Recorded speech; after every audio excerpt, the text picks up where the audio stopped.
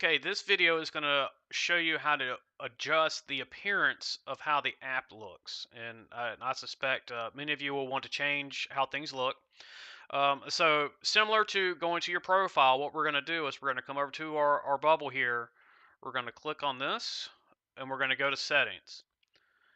In our settings, you can see we have a little, our settings over here. What we're going to do is we're going to go into appearance. In appearance, we have two different modes. We have light mode, we have dark mode. Depending on how you like to use it. My preference is dark mode. That's because I'm generally inside of a darker room.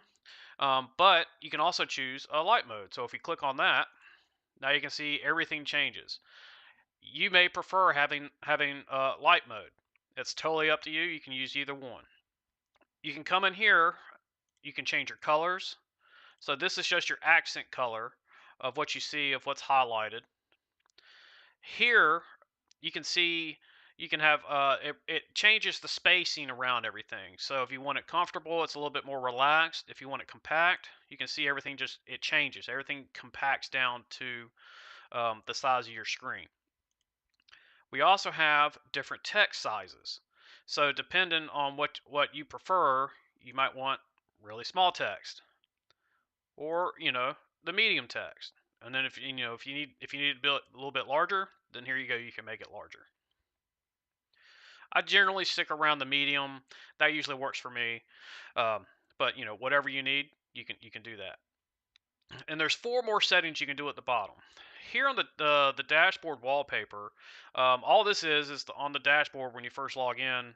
There, the box that goes across, it just shows a little bit the pattern in the box. You can disable that if you want to, or you can keep it on.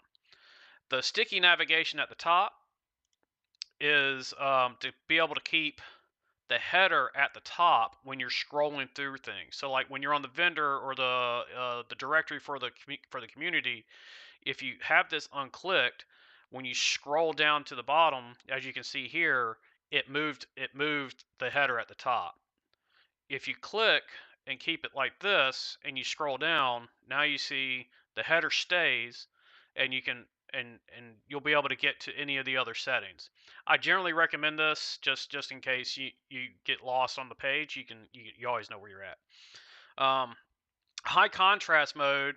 If you need higher contrast, you can click on this. This generally gets rid of any shadows that are on boxes, and it can help lead to better visibility. This will work a little bit better in dark mode, but as you can see, when I click on it, you can see like the box outline disappears. Um, some users may find this they may need this, but I generally don't need it to be able to navigate around, but you may. The reduced animations, all that is when you click on something like another page or whatever, you may not notice it at first, but when you click on something, there's a small minimize and open. And some people will prefer not to see that. So if you have this enabled, when you click on another piece, it just happens. As opposed to if you have it not selected, there's a little fade in, fade out. Some windows will open up. That's all a preference for you. But like I said, I generally like the dark mode. That works for me. Um, but as you can see, I've selected light mode. If I go back to the dashboard, now our dashboard looks. Now it's all white. You can see the change in color here at the top.